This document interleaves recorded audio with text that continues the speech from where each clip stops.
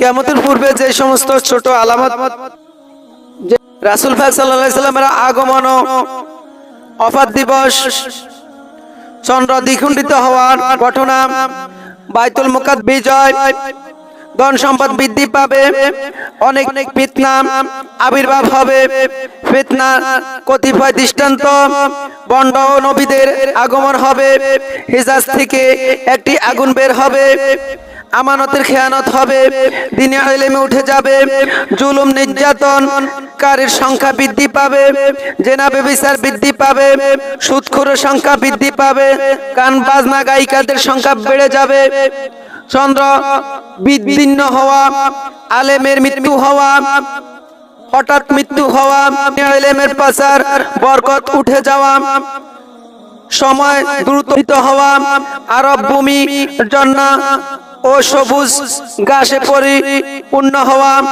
চতুর্ভুজ জন্তু ও জড় পদার্থের কথাবার্তা, নারী অধিক হওয়া, পুরুষ কমে যাওয়া, 10 আকৃতি পরিবর্তন এবং বর্ষণ, অধিক পরিমাণে ভূমিকম্প হওয়া, ফুরাতের তীরে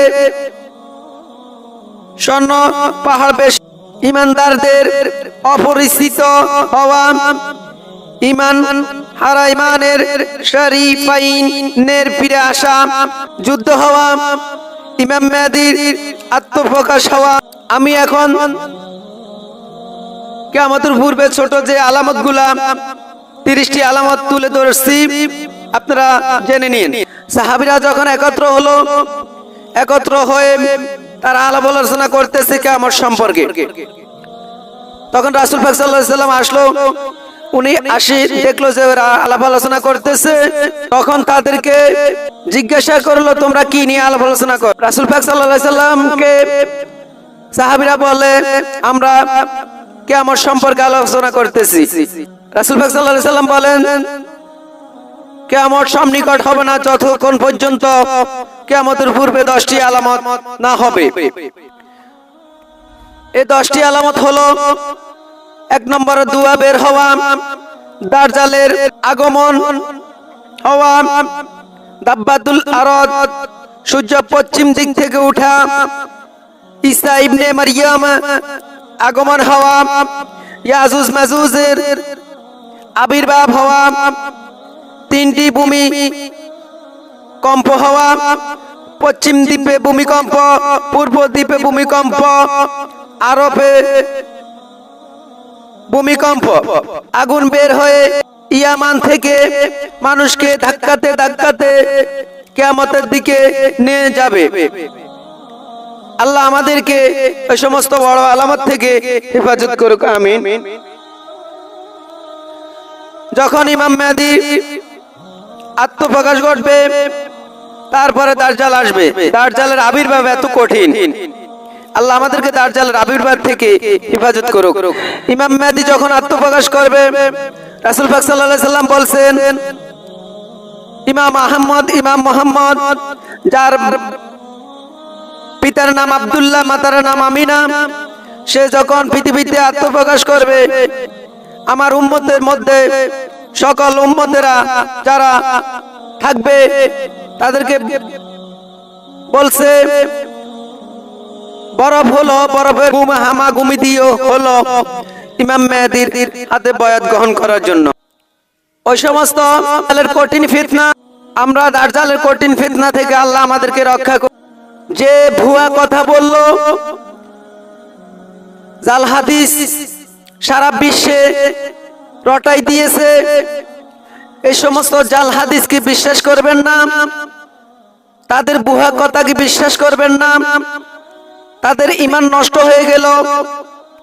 আল্লাহ আমাদের জন্য এত কঠিন হয় নাই, আল্লাহ আমাদের জন্য এখনো নারাজ হয় নাই, আমরা এখনো বেঁচে আছি। সারা পৃথিবীতে 18,000 মাখলুকাত, আমরা আল্লাহর রহমত। ভূমিকম্প হলে পৃথিবী ধ্বংস হয়ে যাবে, ঘূর্ণিঝড় হলে পৃথিবী ধ্বংস হয়ে যাবে, জুলফি তারকা বিস্ফোরণ হলে পৃথিবী ধ্বংস হয়ে যাবে। কথা তো আল্লাহ রাসূল কখনো বলে নাই, কোন হাদিসে নাই, কোরআনে নাই। পৃথিবী ধ্বংস হবে। আলামত যখন পূর্ণ হবে, তার দাজ্জালের আবির্ভাব হবে, ইয়াজুজ মাজুজ আবির্ভাব হবে, ঈসা আলাইহিস সালামের আবির্ভাব হবে। তারপরে কিয়ামতের জন্য প্রস্তুতি নেওয়া হবে। ইসরাফিল আলাইহিস সালামকে বসে রাখলো। ইসরাফিল আলাইহিস সালাম আল্লাহর হুকুমের অপেক্ষা সিংহা সামনে রেখে বসে থাকা অবস্থা, যতক্ষণ পর্যন্ত হুকুম করবে ততক্ষণ পর্যন্ত বসে আছে। যখন হুকুম করবে তখন ফুঁক দিবে। ফুঁক দেওয়ার সাথে সাথে তিনটা ফুঁক দিবে, তিনটা ফুঁক দেওয়ার সাথে সাথে পৃথিবী ধ্বংস হয়ে। তাহলে আমি আবার বলতেছি, এই সমস্ত কথা, এই সমস্ত তাদের ব্যবহার ভুয়া ছিল। তারা বানাওয়াট হাদিস বলছে, তারা নিজেরা বানায়া আল্লাহ রাসূলকে অপমান করছে, আমাদের মুসলিম জাতিকে অপমান করছে। ইহুদিদের কাছে তারা বড় হয়েছে। আল্লাহ তাদেরকে হেফাজত করুক, তাদের ঈমান হারা হয়েছে, তাদেরকে আল্লাহ রহমত দান করুক। তারা যেন ওই সমস্ত ভুয়া হাদিস, ভুয়া দলিল এবং ভুয়া কথা যেন তারা না বলে। আপনারা আতঙ্ক হয়েন না। আপনাদের মাঝে যে সমস্ত আতঙ্ক সৃষ্টি করছে, তাদেরকে আল্লাহ রহমত দান করুক, হেদায়েত দান করুক। তারা এই সমস্ত কথা বলার কারণে সারা বাংলাদেশে এবং সারা পৃথিবীতে নরনারীরা আতঙ্ক মত হয়ে গেছে। তারা কি মরে যাবে না বেঁচে থাকবে? তারা বিভিন্ন রকম একজনের সাথে একজনের কথা বলে, একজনের সাথে একজনের কথা বলে। এই সমস্ত হাদিস আর কখনো বলবেন না। এই সমস্ত বানোয়াট হাদিস আর কখনো, আপনারা কখনো আর ভয় পাইবেন না। তার উপর ভরসা রাখেন। আল্লাহ এখনো আমাদের উপর নারাজ হয় নাই, আমাদের উপর এখনো নিষ্ঠুর হয় নাই। যতক্ষণ পর্যন্ত তিনটি জিনিস থাকবে, এক নম্বর হলো আলেম ইমানদার ব্যক্তি থাকাকালীন পৃথিবীর অংশ হবে না। কোরআনের হরফ থাকাকালীন পৃথিবীর অংশ, থাকাকালীন পৃথিবীর অংশ হবে না। এই তিনটি জিনিসের কারণে আমরা এখনো বেঁচে আছি, আল্লাহর রহমত পাইতেছি। যখন কোরআনের হরফ উঠে যাবে, তখন আল্লাহর রহমত পৃথিবী থেকে উঠে যাবে। আল্লাহর রহমতের গুণে আমরা এখনো বেঁচে আছি, আলহামদুলিল্লাহ। আমরা সকলে ভালো আছি। আল্লাহ যেন আমাদের সকলকে বিপদ আপদ থেকে হেফাজত করে, আমিন। ওয়া আখির দাওয়ানা আলহামদুলিল্লাহি রাব্বিল আলামিন। আসসালামু আলাইকুম ওয়া রাহমাতুল্লাহি তাআলা ওয়া বারাকাতুহু।